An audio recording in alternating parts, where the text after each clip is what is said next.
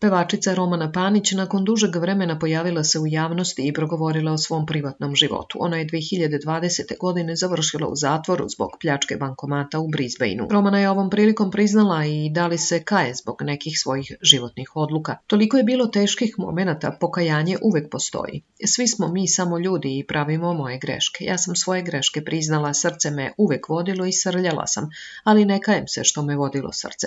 Da bih neke stvari ispravila i da bih bila mudrija kada bih dobila priliku, sigurno da bih, ali onda ne bih ispala ovoliko dobra kasnije. Sva ta iskušenja dovedu čoveka da se ili sruši i izgubi, ili da evoluira skroz. Na mene je to uticala kao na osobu i nadam se da ću pokazati javnosti da je to tako, rekla je ona i otkrila da joj sa estrade niko nije okrenuo leđa nakon hapšenja.